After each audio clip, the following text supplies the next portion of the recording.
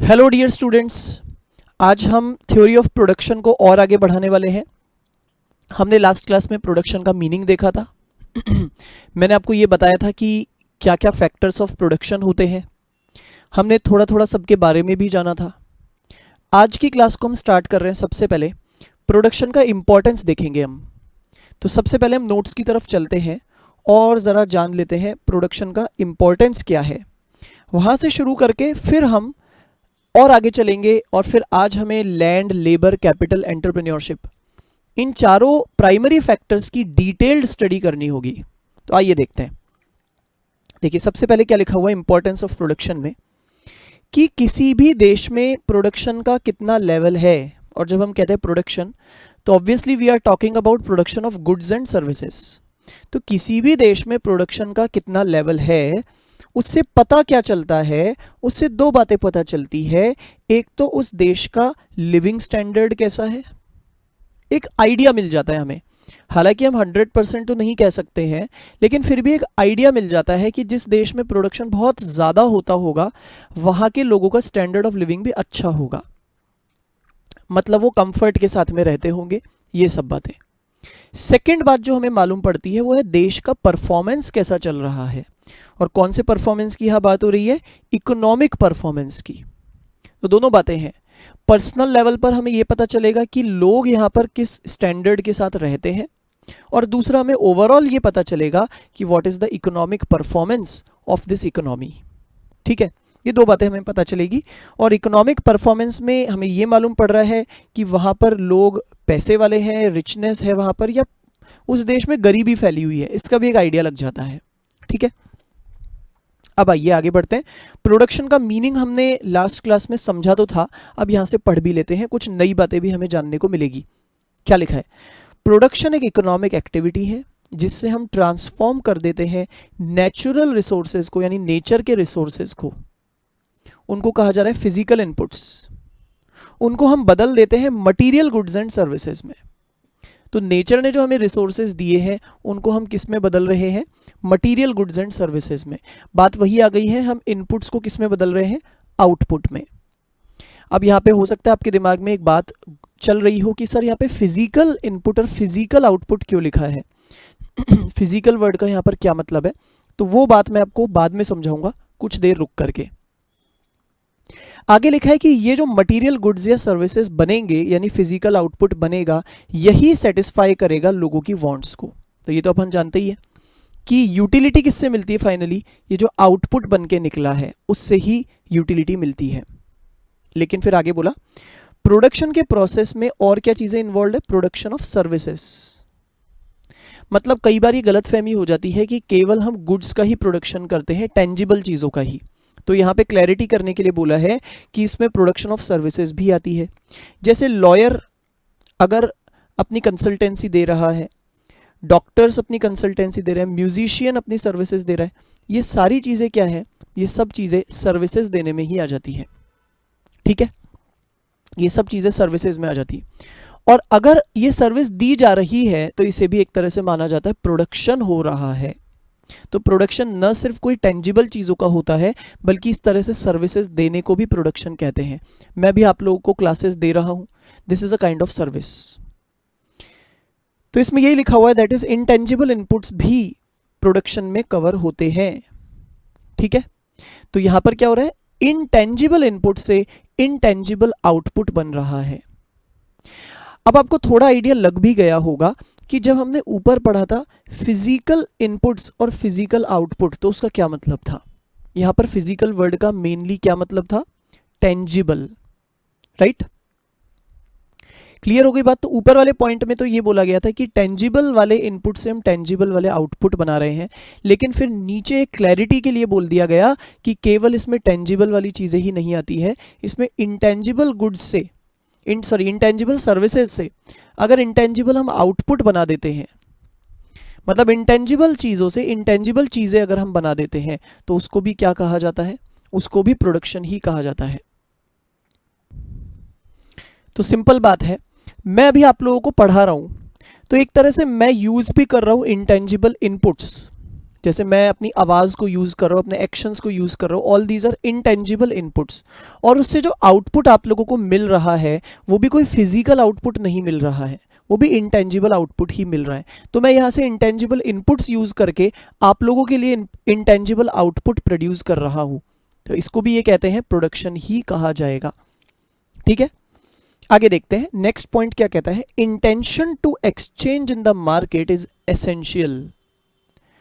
मैंने कोई चीज बना ली, लेकिन बनाने के बाद मेरा उसका मकसद एक्सचेंज करने का नहीं है, तो फिर हम उसे प्रोडक्शन नहीं बोलेंगे। अगर उसका हमारा मकसद है केवल अपने घर में यूज करना, या मैं ये बोल दूं कि केवल हमने किसी जानकार के लिए उस चीज को बना दिया था, out of love and affection बना दिया था, तो उसको फिर प्रोडक्शन नहीं बोलेंगे। अगर हम किसी चीज को बनाते हैं with the purpose of exchanging it into the market, हम उसको बना ही रहे हैं बेचने के लिए, तभी उसको प्रोडक्शन कहा जाएगा। क्या लिखा है, intention to exchange in the market is essential component of production. मतलब ये होना बहुत जरूरी है। अगर आपका एक्सचेंज करने का इरादा नहीं है तो फिर हम उसको प्रोडक्शन नहीं बोलते हैं। एग्जाम्पल देखते हैं, work done within a household out of love and affection are not included. तो आपको ये बात ध्यान रखनी है, घर में हम एक दूसरे के लिए कोई काम करते हैं, हम अपने फ्रेंड्स के लिए कोई एक दूसरे के लिए काम कर देते हैं, तो उनको कभी प्रोडक्शन नहीं कहते हैं, जबकि वो भी हम दे तो क्या रहे हैं, सर्विसेज दे रहे हैं एक दूसरे को। ठीक है ना, हमने अगर घर में किसी के लिए कुछ काम किया तो वो एक तरह से हम सर्विस ही दे रहे हैं, लेकिन उसे प्रोडक्शन नहीं कहा जाएगा क्योंकि उसका पर्पस मार्केट में एक्सचेंज करने का नहीं है। आगे लिखा है, ये हमने देख ही लिया था लास्ट क्लास में कि प्रोडक्शन क्या है, it is the process of creating utility in the form of goods and services. जो फाइनल गुड्स या सर्विसेज बनेंगे वही तो हमें यूटिलिटी देगी। एक डेफिनेशन भी लिखी हुई है, according to James Bates and J R. Parkinson, production को इन्होंने क्या डिफाइन किया है, ये एक ऑर्गेनाइज्ड एक्टिविटी है। अच्छा, ऑर्गेनाइज्ड एक्टिविटी है मतलब जरूर इसमें सारे फैक्टर्स मिलकर के काम कर रहे हैं, ऐसे नहीं जिसकी जो मर्जी आ रही है वो कर रहे हैं, नहीं। और हम जानते हैं ऑर्गेनाइज करने का काम कौन करता है, एंटरप्रेन्योर। आपने लास्ट क्लास में सुना था, एंटरप्रेन्योर एक ऐसा पर्सन होता है जो बाकी सारे फैक्टर्स को ऑर्गेनाइज करता है, उनमें कोऑर्डिनेशन क्रिएट करता है और फिर उनसे एक कॉमन काम करवाता है। ऐसे नहीं लैंड अपना अलग तरीके के काम कर रहा है, लेबर अलग तरह का है, ऐसा नहीं है, ऑर्गेनाइज्ड एक्टिविटी है ये। इसमें हो क्या रहा है, transforming resources into finish products. और वो जो फिनिश प्रोडक्ट है वो किस फॉर्म में है, it is in the form of goods and services. तो ये जो गुड्स एंड सर्विसेज है वो किसके लिए बोला जा रहा है, फिनिश प्रोडक्ट्स के लिए। आगे लिखा है, the objective of production is to satisfy the demand of such transformed resources. हमने प्रोडक्शन किया क्यों था, हमने टेबल बनाई क्यों थी, ताकि टेबल की डिमांड करने वाले जो भी लोग हैं उनकी इच्छा पूरी हो जाए। तो ये जो ट्रांसफॉर्म्ड रिसोर्स बना, बताइए मेरे एग्जांपल में ट्रांसफॉर्म्ड रिसोर्स किसको कह रहा हूं मैं, टेबल को, क्योंकि ये वो रिसोर्स है जो ट्रांसफॉर्म होने के बाद हमें नजर आ रहा है। तो जो भी लोग डिमांड करते हैं इस ट्रांसफॉर्म्ड रिसोर्स की, मतलब इस टेबल की, उनको सेटिस्फाई करने के लिए हमने ये प्रोडक्शन किया है, राइट।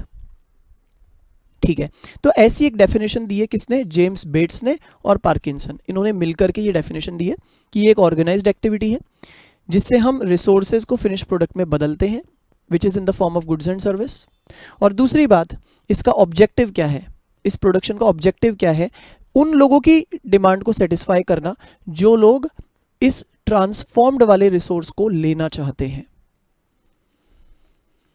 इसके आगे हमें बताई गई है वो चारों की चारों यूटिलिटीज जो मैंने आपको ऑलरेडी समझा दी है।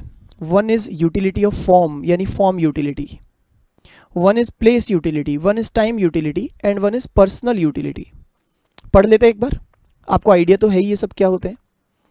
तो सबसे पहले लिखा है फॉर्म यूटिलिटी में कि जब हम रॉ मटेरियल से बदल के एक आउटपुट के फॉर्म में उसे बदल देते हैं तो उसे ही कहते हैं फॉर्म यूटिलिटी जोड़ना, या मैं इसको सिंपली कह दूं, जो हमारे पास अलग अलग इनपुट्स थे उनको जैसे हमने आउटपुट का फॉर्म दे दिया, तो this is form utility. Place utility में दो बातें हमें बताई गई है। पहले तो ये बताया गया है कि इसमें हम जगह बदल रहे हैं उस चीज की, कहां से कहां, एक ऐसी जगह जहां वो बहुत कम यूज के थे, वहां से बदल के हम उसे ऐसी जगह ला रहे हैं जहां पे वो ज्यादा यूज के है, तो this is called place utility. बाकी ये काम दो तरीकों से होता है। पहला तरीका है अर्थ से एक्सट्रैक्ट करके, तो कुछ चीजें जमीन के अंदर पड़ी है लेकिन वहां अंदर पड़े पड़े वो किसी काम की नहीं है, तो हमने उनको जमीन से बाहर निकाला, एक्सट्रैक्ट किया। एक्सट्रैक्ट करना मतलब निकालना, तो निकालने के बाद अब वो काम की हो गई। ये एक तरह से प्लेस यूटिलिटी है। दूसरा, ट्रांसफरिंग इट, उसको हम ट्रांसफर कर रहे हैं लिटिल सेटिस्फैक्शन वाली जगह से ज्यादा सेटिस्फैक्शन वाली जगह पर। कैसे? ट्रांसपोर्टेशन के थ्रू। मैंने आपको जैसे एग्जांपल दिया था, हमने आउटपुट बना के तैयार रख दिया, लेकिन हमारी जो इंडस्ट्रीज है वो फॉरेस्ट एरियाज में है, जंगल में है, तो वहां से हमें उसको प्रॉपर जगह पर तो लाना पड़ेगा। इसको भी क्या कहते हैं? Place utility. टाइम यूटिलिटी, तो हम उन चीजों को अवेलेबल करें ऐसे समय पर, at times when they are normally not available, जब वो नॉर्मली अवेलेबल नहीं होते हैं और जब उनकी जरूरत होती है। ठीक है, ऐसे समय पर उनको लाके अवेलेबल करना, क्योंकि बहुत सी चीजें ऐसी होती है जिनका जब जरूरत होती है उस समय उनका प्रोडक्शन नहीं हो रहा होता है, उनका प्रोडक्शन हो रहा होता है दूसरे समय पर। तो जैसे मैंने आपको बताया एसीज, कूलर्स वगैरह ये पहले से ही बन के तैयार तो हो गए, सर्दियों में बन के तैयार हो गए, लेकिन फिर इन्हें गर्मी तक बचाकर रखना, स्टोर करके रखना और तब इनको अवेलेबल करवाना, इसी को कहते हैं टाइम यूटिलिटी को ऐड करना। और फिर नेक्स्ट आता है पर्सनल यूटिलिटी, जिसमें लिखा है making use of personal skills in the form of services. जैसे मैंने आपको बता ही दिया कि किसी भी सप्लाई चेन में, मतलब जब भी माल बिकने के प्रोसेस में है, उस पूरे प्रोसेस में अलग अलग जगह पर ह्यूमन इन्वॉल्वमेंट बहुत ज़रूरी होता है, हर लेवल पर। माल बेचने के पहले भी बहुत ज़रूरत होती है ह्यूमन बींग्स की, माल बेचने के बाद भी बहुत ज़रूरत होती है, तो इसको ही हम कहते हैं पर्सनल यूटिलिटी ऐड करना। तो इसमें कुछ एग्जांपल्स भी दिए हैं, जैसे जिन लोगों ने प्रोडक्शन को ऑर्गेनाइज किया वो भी तो कोई इंसान ही होंगे, मर्चेंट्स मतलब बिजनेसमैन, ट्रांसपोर्टर्स, एजेंट्स, ये सभी लोग कौन है? पर्सन्स है। तो ये सब लोगों का इन्वॉल्वमेंट होने को ही हम क्या कहते हैं? पर्सनल यूटिलिटी ऐड करना। ठीक है, ये चार तरह की यूटिलिटीज हमने देखी। अब इसके आगे, यहां तक की तो बातें हमारी ऑलमोस्ट पढ़ी हुई थी, बस हमने इनको फिनिशिंग टच दे दिया नोट से भी पढ़ के। अब एक बात आती है कि हम फैक्टर्स ऑफ प्रोडक्शन के बारे में भी आइडिया ले चुके हैं, लेकिन इनकी थोड़ी डिटेल में अब हम स्टडी करने वाले हैं। आपको याद होगा मैंने बताया था फैक्टर्स ऑफ प्रोडक्शन भी दो पार्ट में बटे हुए होते हैं, दो होते हैं in fact, one primary and two secondary. लेकिन मैंने आपको बताया था इसमें से हमें मेनली किन को स्टडी करना है? प्राइमरी वालों को। आइए स्टार्ट करते हैं। लिखा है land, labour, capital, entrepreneurial abilities are the factors और resources which make it possible to produce goods and services. ये तो हम जानते हैं, इनकी वजह से पॉसिबल होता है प्रोडक्शन। आगे कुछ कुछ बातें लिखी हुई है, आप उनको बाद में पढ़ लीजिएगा, आपको सब समझ में आ जाएगा। मैं तो आपको मेन काम की जगह पर लेकर आता हूँ। यहाँ पर आते हैं हम, और यहाँ पर हम इन चारों के बारे में डिटेल्स देखने वाले हैं, बहुत ध्यान से। सबसे पहले हम लैंड के बारे में देखते हैं। लिखा है लैंड का मतलब क्या है, मैं आपको बता तो चुका ही हूं, एक बार जरा पढ़ भी लेते हैं। जितनी भी फ्री गिफ्ट्स हमें नेचर ने दी है, जिसमें लैंड के अलावा बाकी चीजें भी आती है, जैसे कि सॉइल की फर्टिलिटी, मतलब एक उपजाऊ मिट्टी, पानी, एयर, नेचुरल वेजिटेशन, पेड़ पौधे वगैरह सब आ गए इसमें। ये सब चीजें लैंड में कवर हो रही है। अब इसके कुछ कैरेक्टरिस्टिक्स बताए हैं, तो सबसे पहला कैरेक्टरिस्टिक तो यही है कि it is free gift of nature. दूसरा, ये माना जाता है कि किसी भी देश में जो नेचुरल रिसोर्सेज हैं उनकी सप्लाई फिक्स है, इन द सेंस कि ऐसा नहीं होता है कि नेचुरल रिसोर्सेज को कोई देश किसी दूसरे देश से खरीद ले या बेच दे। नेचुरल रिसोर्सेज को खरीदा बेचा नहीं जाएगा, राइट? खरीदा बेचा जाएगा तो किसको? कोई ह्यूमन मेड चीजों को। तो इसलिए किसी देश के लेवल पर अगर हम बात करें, इकोनॉमी के लेवल पर, तो हम देखते हैं कि उसमें जितने नेचुरल रिसोर्स हैं उतने ही रहेंगे, ठीक है ना? हाँ, आप उन नेचुरल रिसोर्सेज को एक्सट्रैक्ट करते हो वो एक अलग बात है, कि आपको पता चला यार इस जमीन के नीचे बहुत सारे रिसोर्स है, आपने निकाला तो आपके पास बहुत सारे रिसोर्स और आ गए। लेकिन है तो वही जो आपके पास पड़े हैं, आप किसी दूसरे देश से तो नहीं खरीद सकते। इस सेंस में यहाँ लिखा हुआ है कि लैंड की सप्लाई यानी ये जो नेचुरल रिसोर्सेज है इनकी सप्लाई परफेक्टली इनइलास्टिक होती है। तो परफेक्टली इनइलास्टिक का मतलब है परफेक्टली फिक्स होती है, परफेक्टली अनचेंजेबल होती है, वो बदली नहीं जा सकती है, उसकी सप्लाई बढ़ नहीं सकती, घट नहीं सकती, मतलब वो जितना हमारे पास है उतना ही है। That is fixed from the point of view of the economy. पूरी इकोनॉमी के पॉइंट ऑफ व्यू से हम देखें तो वो जितनी है उतनी ही रहेगी।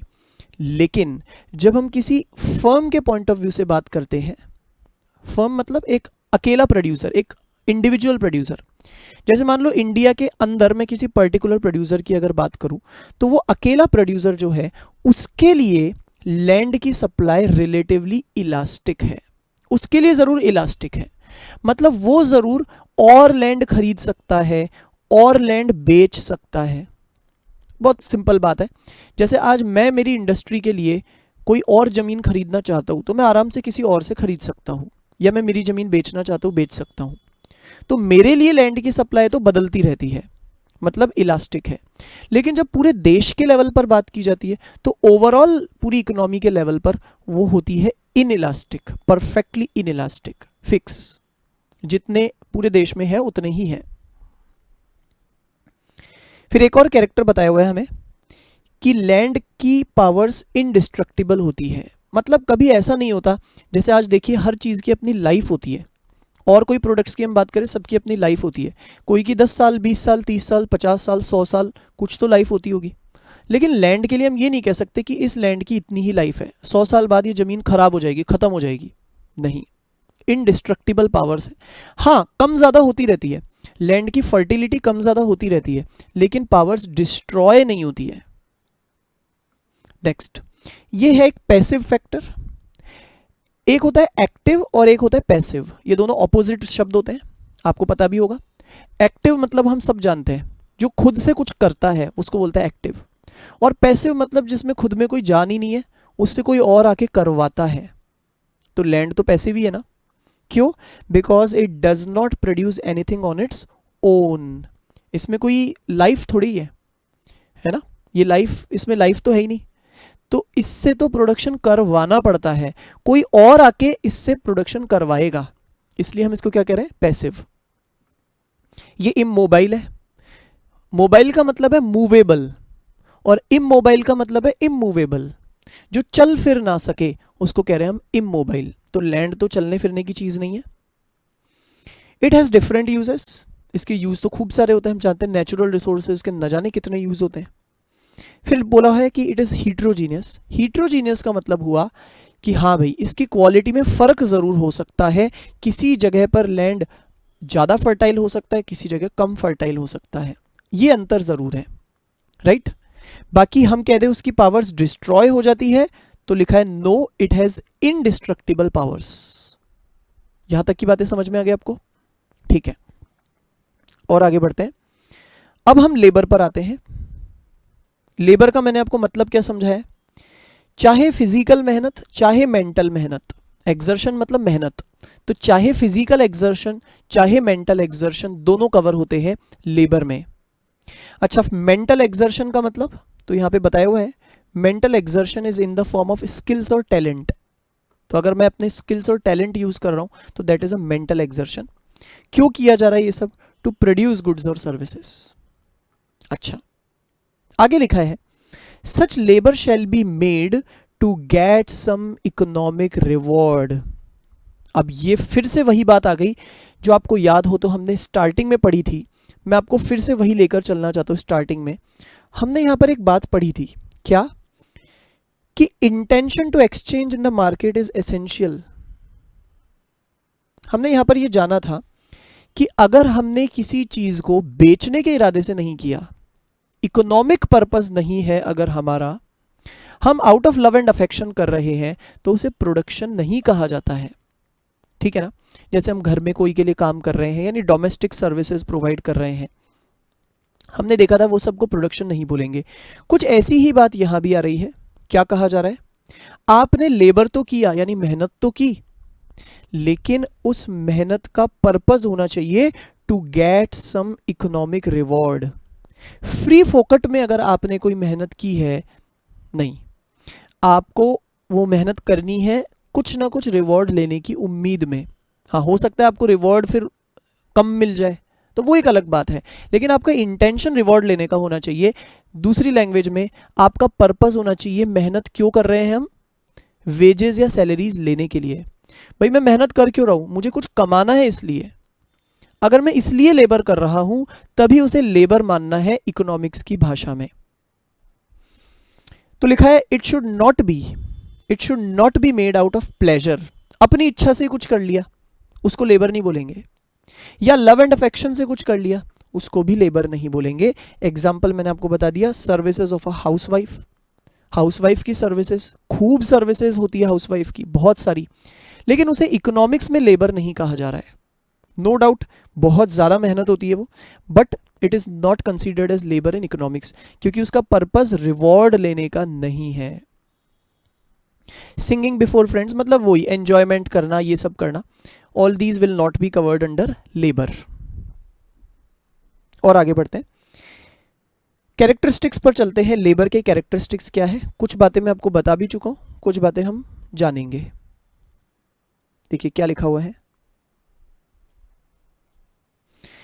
लिखा है सबसे पहले it is directly connected with human efforts. अरे भाई लेबर तो ह्यूमन एफर्ट से कनेक्टेड है, लेबर करने वाला कौन है, एक इंसान ही तो है। देखिए लैंड के लिए हम ये नहीं बोलेंगे कि it is directly connected with human efforts, नहीं, हमने पढ़ा था लैंड तो पैसिव फैक्टर है, उससे तो किसी इंसान को आके करवाना पड़ता है काम, लेकिन लेबर तो देने वाला खुद एक इंसान है, राइट। तो इसलिए हम बोलेंगे कि लेबर तो डायरेक्टली ह्यूमन एफर्ट से जुड़ा हुआ है, क्योंकि मेहनत निकल कहां से रही है, ह्यूमन बीइंग के एफर्ट से निकल रही है। दूसरा लिखा है लेबर इज हाईली पेरिशेबल। एक बार आपने कुछ कर दिया तो अब आप उसको रिकवर नहीं कर सकते। कहते हैं ना, अगर कुछ गलत बोल दिया तो भाई अब बोल दिया सो बोल दिया, अब आप अपने शब्दों को वापस नहीं ले सकते। हाँ, आपको उस चीज को करेक्ट करने के लिए नए शब्द बोलने पड़ेंगे, वो एक अलग बात है। इसी तरह अगर मैंने कोई गलती कर दी, कोई गलत डिसीजन ले लिया, तो भाई ले लिया तो ले लिया, उसको मैं वापस टाइम मशीन से पीछे जाके करेक्ट नहीं कर सकता, उसको मैं सुधार नहीं सकता। हाँ, अगर मेरे को कुछ करना है उसके अंदर करेक्शन, तो मुझे एक नया काम करना पड़ेगा उसे न्यूट्रल बनाने के लिए, उसे काटने के लिए। कहने का मतलब है, इसीलिए कहा जा रहा है लेबर इज हाईली पेरिशेबल। आपने एक बार किया, बस जो कर लिया वो वहीं पे फिनिश हो गया। अब आप पीछे झांक के देख नहीं सकते कि यार ये जो मैंने किया था ये मुझे ऐसे नहीं करना चाहिए था। आप भले सोचते रहो, लेकिन अब वो चीज़ हो गई। इसीलिए लिखा है इट इज़ हाईली पेरिशेबल। एक बार आपने वो काम कर दिया, वंस इट इज़ लॉस्ट, एक बार आपने मौका गवा दिया, तो बस अब वो रिकवर पूरी तरह से तो हो ही नहीं सकता। नेक्स्ट, ये एक एक्टिव फैक्टर है। लैंड क्या था, पैसिव, ये तो एक्टिव है ना, क्योंकि ये तो डायरेक्ट ह्यूमन एफर्ट से जुड़ा हुआ है। तो क्योंकि ये ह्यूमन एफर्ट से जुड़ा हुआ है, इट इज, इसलिए इट इज एक्टिव। आगे लिखा है लेबर और लेबरर को आप अलग नहीं कर सकते। बात सही भी है। आज मैं मेहनत कर रहा हूं, मैं कुछ आपको पढ़ा रहा हूं, तो मेरे पढ़ाने को और मुझे अलग तो नहीं किया जा सकता। सिंपल बात है, आज कोई गुड्स को प्रोड्यूस करता है तो गुड्स को और उस गुड्स के प्रोड्यूसर को हम अलग कर सकते हैं, ठीक बात है ना। मैंने टेबल बनाई तो टेबल मेरे से अलग है, मैं अलग हूं। लेकिन जब मैं अपनी सर्विसेज दे रहा हूं, मेहनत कर रहा हूं, तो मेरी मेहनत तो मेरे साथ ही है ना, जहां मैं हूं वहां मेरी मेहनत है। तो लेबर और लेबरर कभी भी सेपरेबल नहीं हो सकते, मतलब अलग नहीं हो सकते। नेक्स्ट लिखा है लेबर की पावर भी डिफरेंट हो सकती है अलग अलग लेबरर के केस में। कोई लेबरर स्किल्ड होता है, कोई अनस्किल्ड होता है, कोई सेमी स्किल्ड होता है। इससे पता चलता है लेबरर भी हीट्रोजीनियस होता है। आपको याद है हमने लैंड में भी पढ़ा था कि वो हीट्रोजीनियस होता है। वहां क्यों पढ़ा था, वहां हमने इस सेंस में पढ़ा था कि जो लैंड है उसकी फर्टिलिटी अलग अलग हो सकती है। वैसे ही यहाँ लेबरर की अगर हम बात करें तो यहाँ स्किल्स अलग अलग हो सकती है, इसलिए हम कह रहे हैं ये भी हीट्रोजीनियस है। Next, all labours are not productive. अब देखिए यहां पर लेबर वर्ड का मतलब है कोई सी भी मेहनत, और हम जानते हैं हर मेहनत प्रोडक्टिव मेहनत नहीं होती है। अभी हमने जस्ट एग्जाम्पल भी पढ़ा था, अगर मैं अपने फ्रेंड्स के साथ में कोई भी तरह की एन्जॉयमेंट कर रहा हूँ तो वहाँ भी मुझे मेहनत तो करनी पड़ रही है ना, एन्जॉयमेंट करने में भी तो कुछ तो मेहनत होती है, लेकिन क्या वो प्रोडक्टिव वाली मेहनत है? क्या उससे कोई प्रोडक्शन हो रहा है? नहीं। इसलिए बोला जा रहा है हर मेहनत प्रोडक्टिव नहीं होती है, और जो प्रोडक्टिव नहीं होती है सही मायने में हम उसको इकोनॉमिक्स में देखते भी नहीं है। इकोनॉमिक्स में हम केवल प्रोडक्टिव वालों को ही देखते हैं। लिखा इट मीन्स सारे के सारे एफर्ट्स जरूरी नहीं है कोई ना कोई प्रोडक्शन करे। सारे एफर्ट्स, हर तरह की मेहनत से कोई रिजल्ट निकले, कोई आउटपुट बने, ये कोई जरूरी नहीं है। एक और बात लिखिए, लेबर की बार्गेनिंग पावर बहुत पुअर होती है। मैं आपको इसका कारण बता भी चुका हूं। वैसे बार्गेनिंग पावर पुअर होने का मतलब क्या है कि लेबर अपनी बात को उतने अच्छे ढंग से मनवा नहीं सकता है, क्योंकि लेबर के सामने खड़ा है एंटरप्रेन्योर। आप ऐसे मानिए, मतलब आप ये मान लीजिए कि एक इंडस्ट्री में एक वर्कर है, चाहे वो मैनेजर लेवल का हो चाहे वो मजदूर लेवल का हो, लेकिन क्या वो अपने मालिक के आगे ज़्यादा बात बोल सकता है क्या? नहीं। फाइनली चलेगी किसकी? मालिक की ही चलेगी। तो लेबर कैटेगरी ही ऐसी है, मतलब मेहनत जिसको हम कह रहे हैं लेबर मतलब मेहनत। मैंने आपको फर्स्ट क्लास में बताया भी था, प्रोडक्शन की क्लास में, फर्स्ट वाली क्लास में, कि लेबर में और एंटरप्रेन्योर में एक बहुत बड़ा अंतर ये है कि लेबर को सारा काम उसके कंट्रोल में रहते हुए करना पड़ता है। तो बताइए वो अपनी ज़्यादा कैसे चला सकता है? चला ही नहीं सकता। तो उसकी बार्गेनिंग पावर पुअर है, मतलब वो अपनी बात को मनवा सकने की पावर उसमें बहुत कम है। और एंटरप्रेन्योर, उसकी तो बार्गेनिंग पावर बहुत सुपर है, वो तो जो बोलेगा वो ही माना जाएगा। तो labour has poor bargaining power. और मैं इसको ऐसे भी कह दूं कि अगर लेबर को कम पैसा भी मिल रहा है, ज़्यादा मेहनत भी करवाई जा रही है और कम पैसा मिल रहा है, तो भी उसे ही दबना पड़ेगा फाइनली। तो इससे पता चलता है he has poor bargaining power. Next point बड़े काम का, ध्यान से सुनना है आपको, समझने का पॉइंट है। देखिए पहले मैं आपको समझा देता हूं, फिर हम पढ़ते हैं। आप जानते हैं कि किसी भी चीज का सप्लाई कर्व अगर बनाना होता है, सप्लाई कर्व हम बनाते कैसे हैं? हम एक्स एक्सिस पर सप्लाई दिखाते हैं और वाई एक्सिस पर उस चीज की प्राइस दिखाते हैं, कीमत। और हम जानते हैं जैसे ही किसी चीज की प्राइस बढ़ती है, जितनी ज्यादा उसकी प्राइस होती है उतनी उसकी सप्लाई भी बढ़ जाती है, क्योंकि सप्लायर हमेशा क्या चाहता है? वो चाहता है यार मुझे जितनी अच्छी कीमत पर मैं बेच सकूं उतना फायदा है। तो मेरे प्रोडक्ट की जितनी मार्केट में ज़्यादा प्राइस होगी उतना मुझे ज़्यादा प्रॉफिट नज़र आएगा, तो मैं उतना ज़्यादा बेचना चाहूँगा। ये एक बिल्कुल जनरल कॉन्सेप्ट मैंने आपको बताया कि जितनी प्राइस बढ़ेगी किसी चीज़ की उतना उसकी सप्लाई भी बढ़ा दी जाएगी, और इसीलिए सप्लाई कर्व कैसा बनता है? ऊपर की तरफ जाता हुआ, अपवर्ड। ठीक है, ऊपर की तरफ जाएगा वो। अगर हम इसी तरह लेबर का सप्लाई कर्व बनाना चाहे, मतलब हम ये देखना चाहे कि लेबर की प्राइस अगर बढ़ेगी, अब लेबर की प्राइस का मतलब क्या है? लेबर की जो वेजेस है, लेबर को जो बदले में वेजेस या सैलरी मिलती है उसको ही उसकी प्राइस कह रहे हैं अपन। तो हम ये देखना चाहते हैं कि अगर लेबर की प्राइस बढ़ गई तो उससे लेबर की सप्लाई पर क्या असर पड़ेगा। मैं इसको सिंपल लैंग्वेज में कह दूं, अगर लेबर की सैलरी या वेजेस को बढ़ा दिया जाता है तो उससे क्या ज़्यादा लेबर देगा वो, मतलब ज़्यादा मेहनत करने के लिए तैयार हो जाएगा, या वो कम मेहनत करेगा? क्या रिएक्शन होगा? जितनी ज़्यादा वेजेस या सैलरी उतना ज़्यादा लेबर वो देना चाहेगा। ये बात तो सिंपल है, आप भी सोच लीजिए ज़रा। मतलब लेबर के केस में भी ये जो सप्लाई कर्व बनेगा ना, वो कहीं ना कहीं ऊपर जाता हुआ ही बनेगा। बताइए लेबर के सप्लाई कर्व में हम क्या शो कर रहे हैं? लेबर के सप्लाई कर्व में हम एक्स एक्सिस पर दिखा रहे हैं supply of labour, quantity supplied of labour. और सप्लाई ऑफ लेबर का मतलब है कितने घंटे वो काम करने के लिए तैयार है, कितना अपने आप का इन्वॉल्वमेंट देने के लिए तैयार है, वो कितनी मेहनत करने के लिए तैयार है, यानी आवर्स ऑफ वर्क, कितने घंटे वो काम करने के लिए तैयार है, वो तो हमने एक्स एक्सिस पर दिखा दिया।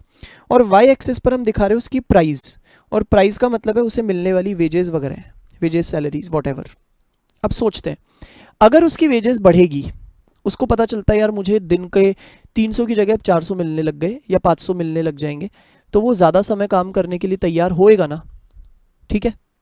वो ज़्यादा तैयार रहेगा कि मैं और काम करने के लिए भी तैयार हूँ अगर मुझे पैसा ज़्यादा मिल रहा है तो, ठीक है।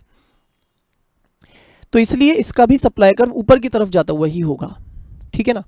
लेकिन लेबर के सप्लाई कर्व की एक खास बात होती है, वो क्या कि लेबर का सप्लाई कर्व अपवर्ड तो होता है लेकिन एक समय के बाद वो बैकवर्ड बेंडिंग हो जाता है। बैकवर्ड बेंडिंग, पीछे की तरफ बैंड हो जाता है।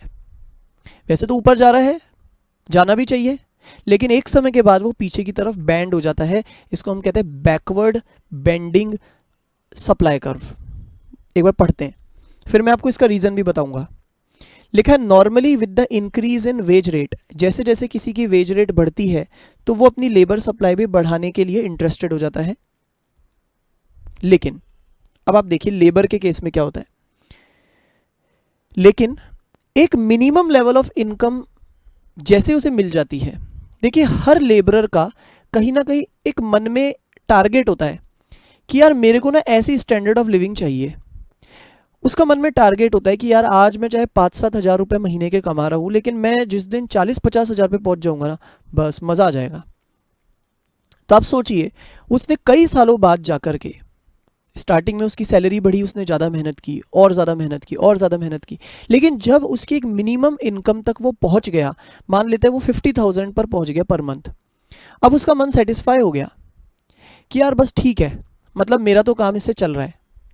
तो उसके बाद में अगर उसकी वेजेस बढ़ेगी भी 50 की 55, 60, 70, 80, 90, 1 लाख इतनी भी हो जाएगी, तो अब क्योंकि वो सेटिस्फाई हो गया, इसलिए वो बोलेगा यार अब मैं काम ज़्यादा नहीं करूँगा, बहुत कर लिया, अब बस लाइफ में बहुत काम कर लिया, अब तो मैं मेरे काम के घंटे कम करूँगा। भले ही मेरी सैलरी ज़्यादा होती जा रही है लेकिन मैं मेरे काम के घंटे कम करूँगा। ऐसा होता है, हम प्रैक्टिकली भी देखते हैं लोगों के साथ कि एक पर्टिकुलर एज के बाद, या एक पर्टिकुलर एज नहीं बोलूँगा मैं, उनको जब एक particular level of income achieve हो जाता है उसके बाद में वो सेटिस्फाइड हो जाते हैं। फिर वो सोचते हैं यार अब तो हम काम के समय को थोड़ा कम करेंगे, अब एन्जॉयमेंट भी तो करेंगे, अदर एक्टिविटीज़ भी तो करेंगे, सोशल सर्विस भी तो करेंगे, लेकिन काम के घंटों को अब हम कम करेंगे। जबकि उस समय उनको वेजेस ज़्यादा मिलती है क्योंकि उनका बहुत समय का एक्सपीरियंस उनके साथ जुड़ चुका है, तो इसलिए उनकी वेजेस तो ज़्यादा मिल रही होती है, still they like to work less. इसलिए लेबर का जो सप्लाई कर्व है वो बैकवर्ड बेंड हो जाता है। क्या लिखा है, beyond the minimum level of income, उसके बाहर पहुंचते ही फिर लेबर अपनी सप्लाई को रिड्यूस कर देता है और वो लेजर के घंटों को बढ़ा देता है। लेजर का मतलब है काम का उल्टा आराम, तो लेजर का मतलब हो गया एक तरह से आराम। आराम का मतलब ऐसे नहीं घर पे जाके सोएगा, आराम का मतलब है काम नहीं करेगा, फिर वो कोई दूसरी एक्टिविटीज में इन्वॉल्व हो जाएगा। तो ये दो चीजों को हम कंपेयर करते हैं, one is ours of labour.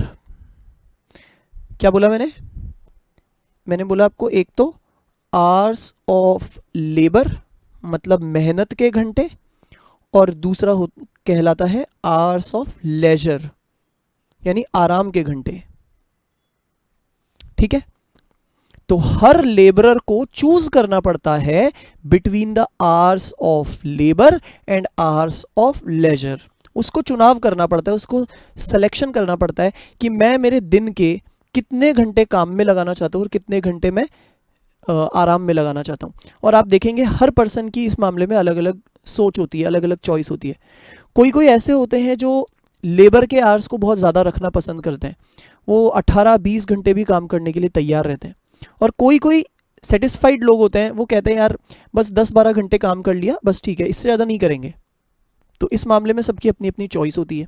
इसीलिए कहा जाता है कि labourer has to choose between hours of labour and hours of leisure. उसे चूज करना पड़ता है कि मैं किस चीज़ में कितने घंटे लगाऊंगा। चलिए पहले आप मुझे बताइए, आपको इस सप्लाई कर्व वाली बात समझ में आ गई? कैसा होता है सप्लाई कर्व? Backward bending. मैं यहाँ पर लिख भी देता हूँ कि लेबर का supply curve of labour is backward bending.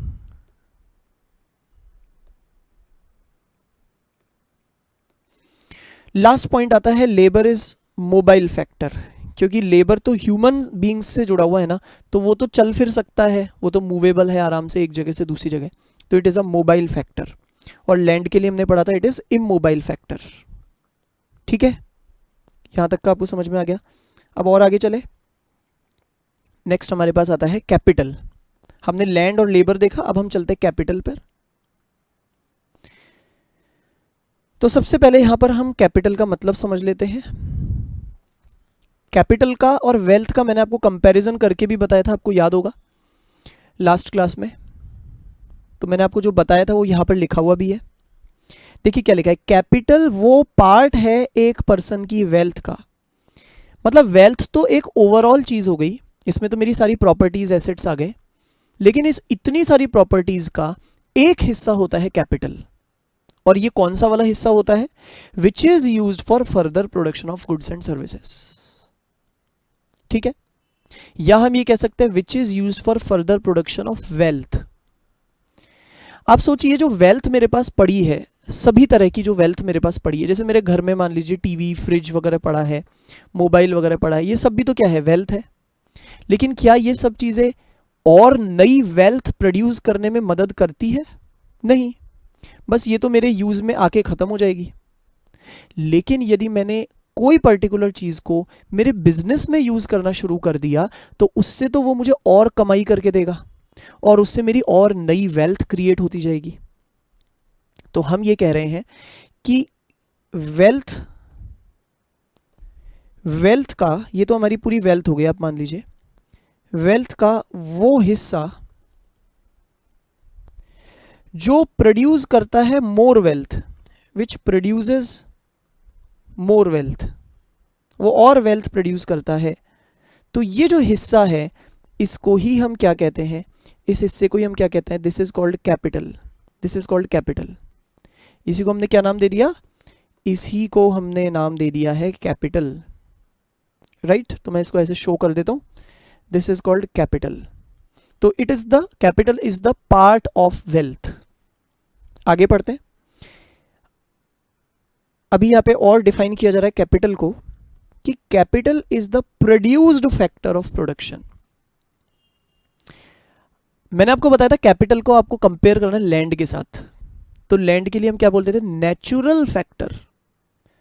उसको बनाया नहीं गया, बनाया मिला है, फ्री में मिला है, लेकिन इसे तो हमने अपनी मेहनत से बनाया है, ह्यूमन बीइंग्स ने अपनी मेहनत से बनाया है, उसको हम कहते हैं कैपिटल। तो इसको प्रोड्यूस किया गया है, प्रोड्यूस्ड। तो लिखा है these are man made instruments of production. आप बात को समझिए, लैंड भी प्रोडक्शन में मदद करता है, तो वो भी इंस्ट्रूमेंट ऑफ प्रोडक्शन है। कैपिटल भी प्रोडक्शन में मदद करता है, लेकिन दोनों में अंतर क्या है, लैंड हमें नेचर ने फ्री में दिया है, लेकिन कैपिटल हमने खुद ने बना के, अपनी मेहनत से बना के फिर उसे प्रोडक्शन में लगाया। It is not a free gift of nature, it is produced by man by working with nature. इंसान ने ये बनाया है, हाँ बनाया बेशक नेचर के साथ वर्क करके ही है, क्योंकि कोई भी चीज जो इस दुनिया में बनी हुई है उसकी ओरिजिन नेचर से ही हुआ है। ये तो बिल्कुल सिंपल बात है। आज हमें कितनी भी कॉम्प्लेक्स से कॉम्प्लेक्स चीजें मिलती है, अलग अलग तरह की टेक्नोलॉजी वाली चीजें मिलती है, लेकिन उन सब की भी अगर हम पीछे जाते जाए तो हमें उनकी शुरुआत किस में दिखेगी, नेचर में।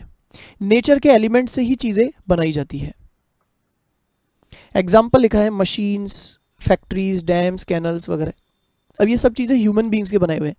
अगर मैं इसकी जगह बात करूं रिवर की या ओशियंस की, सी की, समुद्र वगैरह, ये सब तो नेचर की चीजें हैं, लेकिन डैम्स और कैनल्स कौन बनाते हैं, ह्यूमन बींग्स खुद बनाते हैं, इसलिए उसको हम कैपिटल में ला देंगे।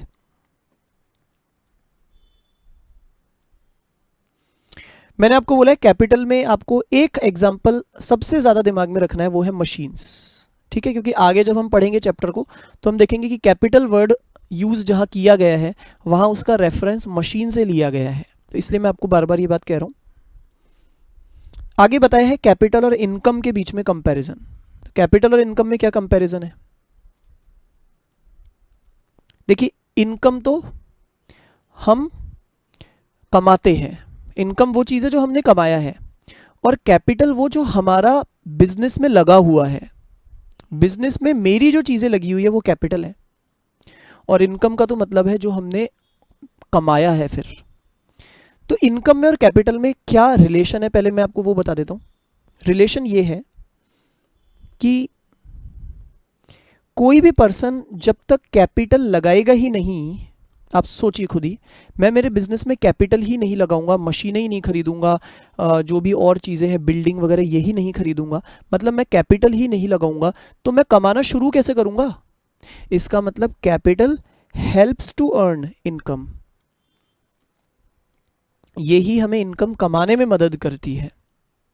तो मान लेते हैं इनिशियली किसी पर्सन ने 10 करोड़ रुपीस की कैपिटल लगाई है, ठीक है, प्रोडक्टिव पर्पस से बिजनेस वगैरह में। उससे उसने पहले साल में मान लीजिए कमाए हैं 70 लाख रुपीस, तो ये उसकी इनकम हो गई। बताइए इनकम उसने कमाई ही किससे है? कैपिटल से। अब आप बताइए जैसे उसने 70 लाख की इनकम कमा ली, तो अगले साल वो क्या बोलेगा? अब मेरे बिजनेस में कुल मिला के 10 करोड़ 70 लाख रुपए लगे हुए हैं। बिजनेस में कितने रुपए लगे हुए हैं? 10 करोड़ 70 लाख।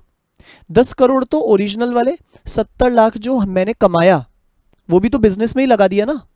मान लेते हैं उसने जो कमाया वो निकाला नहीं अपने घर के लिए, पूरा उसने बिजनेस में ही वापस लगा दिया, तो वो क्या बोलेगा? मेरे बिजनेस में कितने रुपए लगे हुए हैं? 10 करोड़ 70 लाख। इसका मतलब इनकम कैपिटल को बढ़ा देती है, इनकम कैपिटल को बढ़ा देती है। तो पहले कैपिटल 10 करोड़ की थी, अब इनकम जुड़ने के बाद हमारी नई कैपिटल हो गई 10 करोड़ 70 लाख रुपए। तो income adds to capital, capital helps to earn income, and जैसे इनकम कमा ली जाती है तो वो इनकम ही कैपिटल में जुड़ के और बड़ी कैपिटल हमारी क्रिएट हो जाती है। ये इन दोनों में रिलेशन है।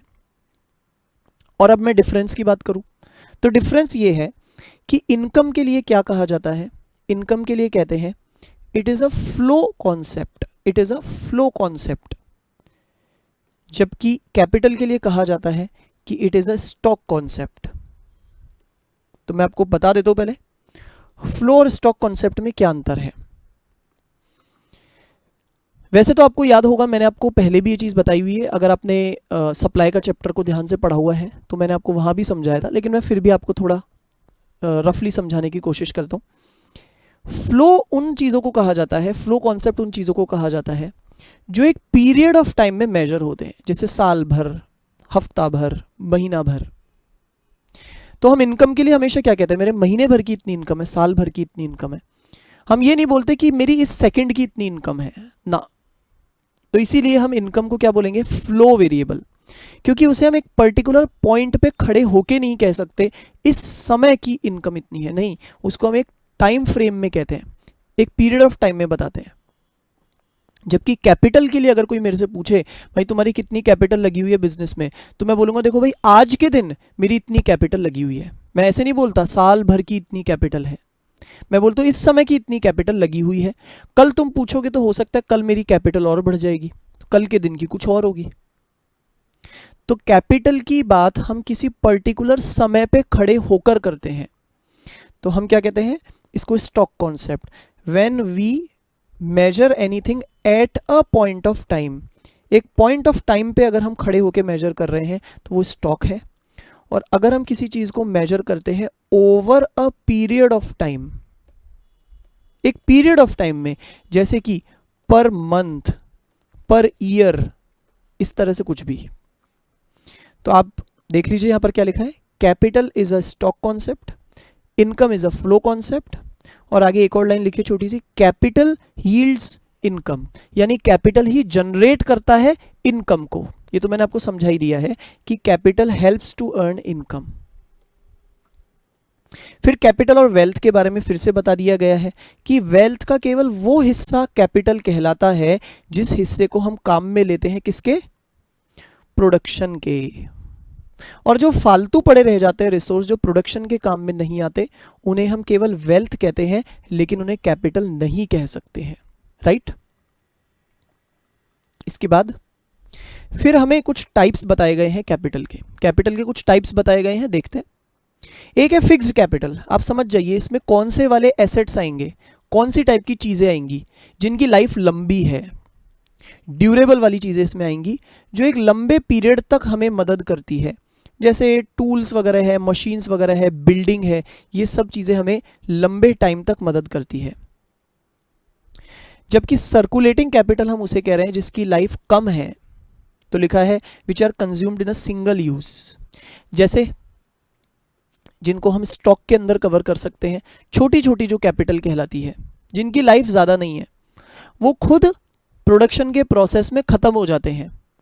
जैसे रॉ मटेरियल है, मैंने टेबल बनाई, उस टेबल को बनाने के प्रोसेस में लकड़ी तो कंज्यूम हो गई, उसका तो अस्तित्व खत्म हो गया, अब वो अलग से तो दिखेगी नहीं ना, वो तो टेबल का ही पार्ट बन गई। ऐसे ही कोई किसान है, उसने फसल उगाई, तो फसल उगाने के प्रोसेस में जो सीड्स है, बीज है, वो तो उसी का हिस्सा बन गए, तो इसको हम बोलेंगे सर्कुलेटिंग कैपिटल। ठीक है, नेक्स्ट आता है रियल या टेंजिबल कैपिटल। रियल या टेंजिबल तो वो आप समझ ही गए होंगे, ऐसी चीज़ें जो फिजिकल है, जो नज़र आती है, जो दिखाई सुनाई दे सकती है, जैसे प्लांट्स, मशीन्स, बिल्डिंग्स। और इनटेंजिबल भी हम जानते हैं, जिसको हम सेंस ऑर्गन से परसीव नहीं कर सकते, ना हाथ, न छू सकते, ना देख सकते, ना सुन सकते, ऐसी चीज़ें। तो इसमें इंटेंजिबल वाली चीज़ें आ जाती है, जैसे गुडविल, पेटेंट्स। फिर एक होता है इंडिविजुअल कैपिटल और एक होता है सोशल। तो इंडिविजुअल कैपिटल मतलब किसी पर्सन के पर्सनल एसेट्स, उसकी पर्सनल प्रॉपर्टीज। और सोशल में कौन से आ जाएंगे, जो पूरे समाज की प्रॉपर्टीज है, पब्लिक प्रॉपर्टी है, जैसे रोड्स, ब्रिजेस वगैरह है, ये सब पूरी सोसाइटी की प्रॉपर्टीज है। और मेरी खुद की बिल्डिंग है, वो मेरी पर्सनल प्रॉपर्टी है। लास्ट आता है ह्यूमन कैपिटल। हम जानते हैं ह्यूमन कैपिटल मतलब ह्यूमन बीइंग्स में ही जो प्रोडक्शन करने की स्किल्स है, उसे कहते हैं ह्यूमन कैपिटल। तो ह्यूमन बीइंग्स में जो स्किल्स एंड एबिलिटीज है, जिससे वो प्रोडक्शन कर पाता है, तो उसे भी क्या कहा जाता है, उसे कहा जाता है ह्यूमन कैपिटल। तो देखिए अब तक हमने क्या क्या देखा, कैपिटल के बारे में देखा, उसका कंपैरिजन किया वेल्थ के साथ, उसका कंपैरिजन किया इनकम के साथ, और फिर कुछ टाइप्स भी देखे, बहुत सिंपल टाइप्स थे, इनके नाम में ही इनका मीनिंग छिपा हुआ है, राइट। अब हम कैपिटल के अंदर एक लास्ट टॉपिक और देख रहे हैं, जिसकी हेडिंग है कैपिटल फॉर्मेशन। देखिए मैं यहां पर लिख भी देता हूं, ये एक्चुअली ठीक से लिखा हुआ नहीं है, यहां पर दिख नहीं रहा है, कैपिटल फॉर्मेशन। कैपिटल फॉर्मेशन होता क्या है, शब्दों से अगर हम समझे तो कैपिटल को फॉर्म करना, बहुत सिंपल है इसका मीनिंग। अगर आज मेरे से कोई पूछता है तो मैं कहता हूं मेरे बिजनेस में 10 करोड़ की कैपिटल लगी है, और 1 साल बाद पूछता है तो मैं कहता हूं अब मेरे पास 12 करोड़ की कैपिटल लगी है, तो सामने वाला क्या बोलेगा, वो बोलेगा यार 1 साल पहले 10 करोड़ की कैपिटल थी, अब 12 करोड़ की हो गई, मतलब तुमने 2 करोड़ का कैपिटल फॉर्मेशन किया है, तुमने 2 करोड़ की और कैपिटल फॉर्म की है।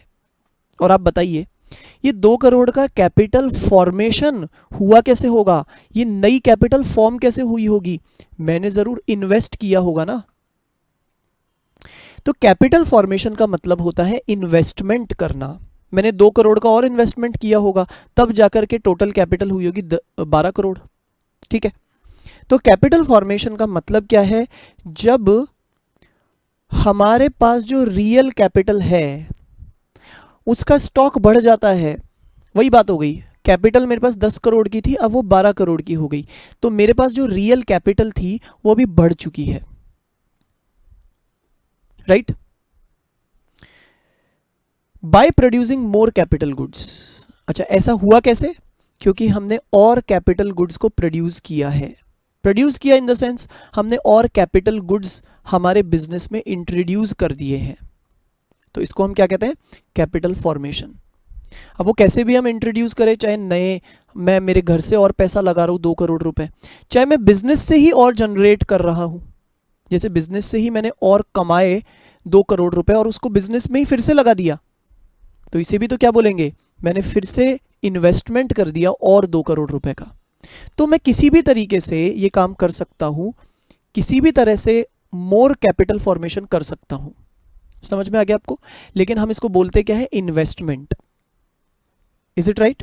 आगे यही बात लिखी हुई है कि it is also known as investment.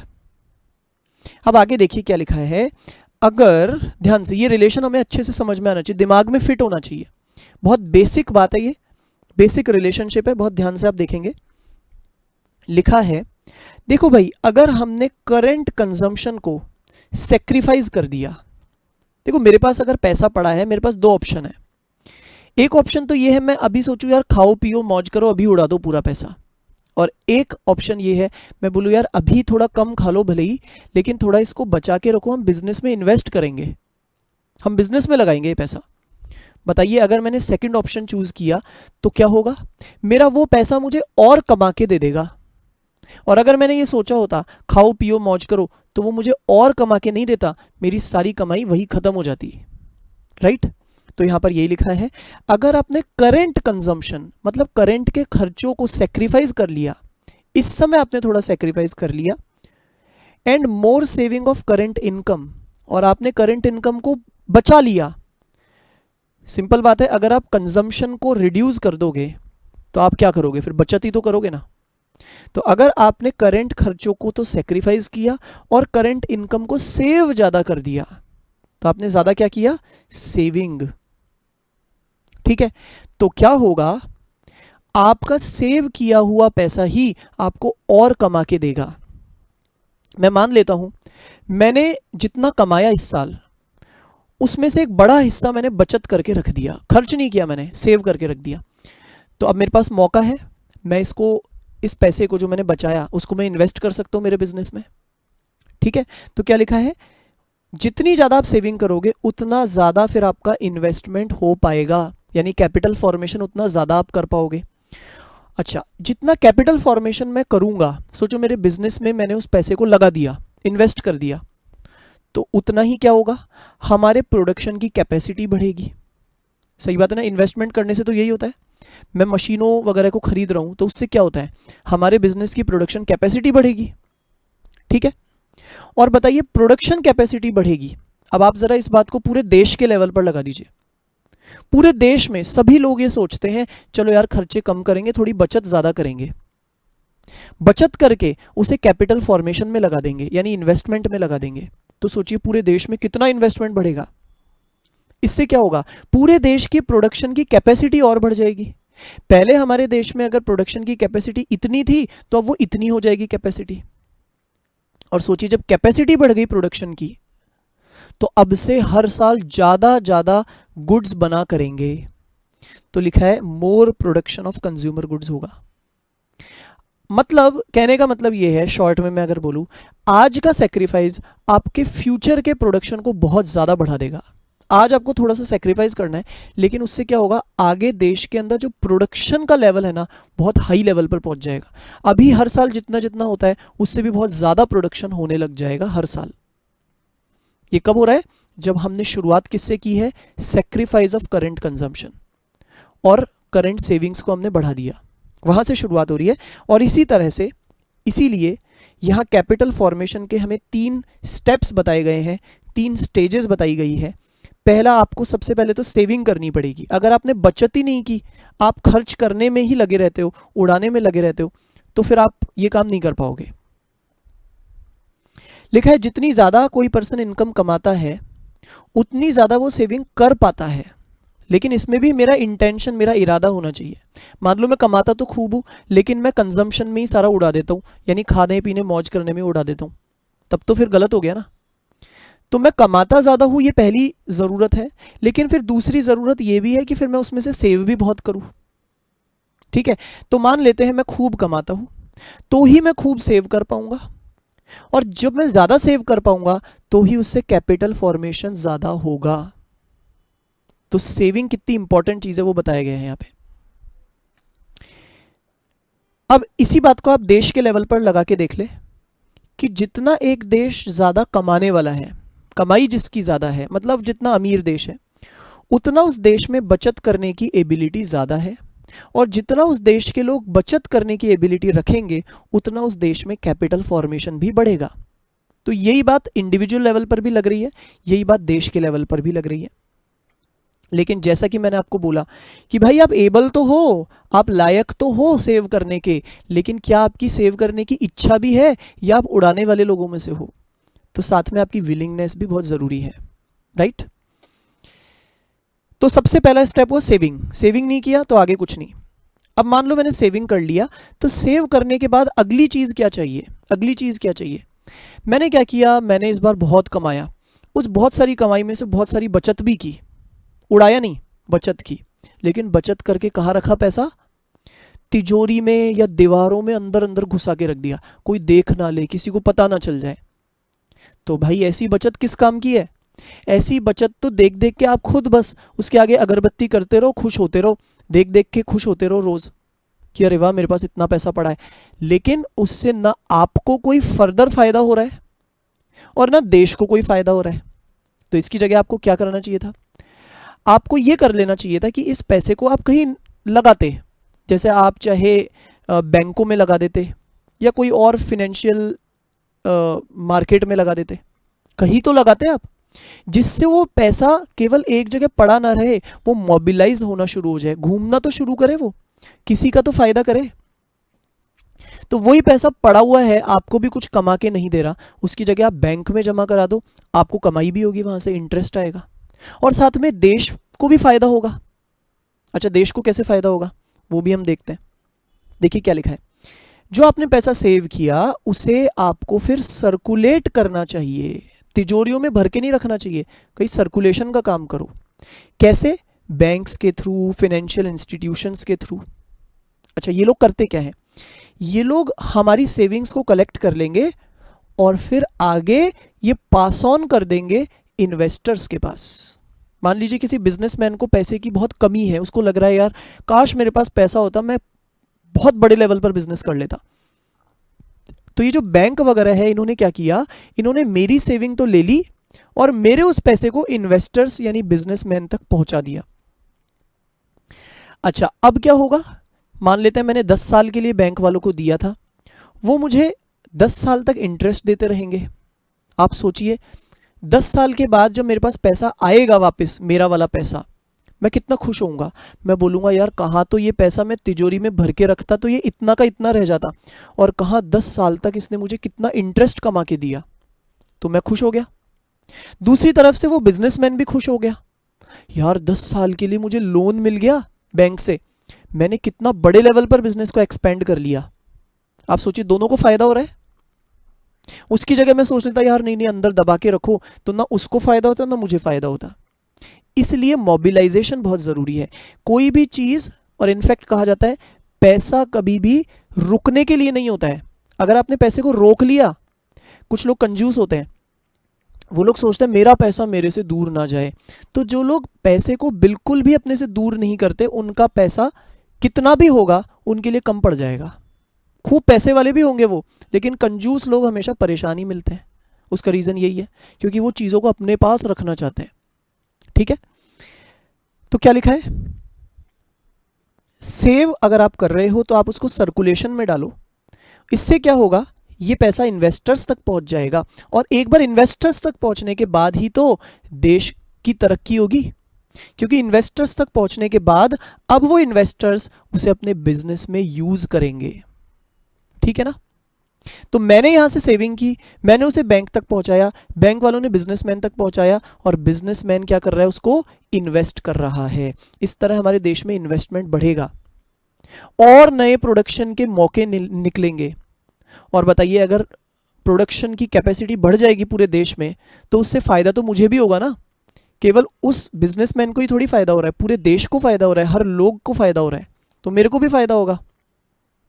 तो लिखा है एंटरप्रेन्योर्स फाइनली क्या करेंगे, उन्हें जो लोन में पैसा मिल गया वो मेरी उस सेविंग को इन्वेस्ट कर देंगे। सोचिए मैंने तो केवल सेविंग की, उन्होंने उस सेविंग को काम में लगा दिया, इन्वेस्ट कर दिया। इससे क्या हुआ, नई कैपिटल एसेट्स क्रिएट हो गई, और इस तरह कैपिटल फॉर्मेशन कंप्लीट हुआ 3 स्टेप्स में। पहले सेविंग हो गई, लेकिन मोबिलाइजेशन नहीं हुआ तो भी गड़बड़, और मोबिलाइजेशन होकर के वो जाए कहां, इन्वेस्टर के पास जाए, तब है फायदा। कई बार पता है क्या हो सकता है, मैंने सेविंग की, बैंक वालों को दे भी दिया, लेकिन बैंक वालों ने मेरे वो पैसे को पता है किसे दिया लोन में, एक हाउस होल्ड को दे दिया, बिजनेसमैन को नहीं दिया, एक नॉर्मल फैमिली वाले को दे दिया, उसको गाड़ी खरीदनी थी इसलिए। बताइए अब तो ये पैसा किसी काम का ही नहीं रहा ना। इसकी जगह अगर बैंक वाले ये किसको लोन में दे, बिजनेसमैन को लोन में दे, तब है फायदा, तब होगा इन्वेस्टमेंट। इसका मतलब तीनों चीजें जरूरी है। सबसे पहले सेविंग भी जरूरी है, दूसरे नंबर पे फिर उस सेविंग का मोबिलाइजेशन भी जरूरी है, यानी उसका मूवमेंट भी होना चाहिए, बैंक वालों के पास वो जाना चाहिए, और फिर तीसरी बात, बैंक से वो इन्वेस्टर्स के पास भी जाना चाहिए, तब जाकर इन्वेस्टमेंट की प्रोसेस कंप्लीट होगा, राइट। तो यहां पर हमने ये तीनों फैक्टर्स को आज कंप्लीट किया है, लैंड, लेबर, कैपिटल। अब हम करेंगे नेक्स्ट क्लास में एंटरप्रेन्योर के बारे में और भी इस चैप्टर को आगे बढ़ाएंगे, राइट। Thank you.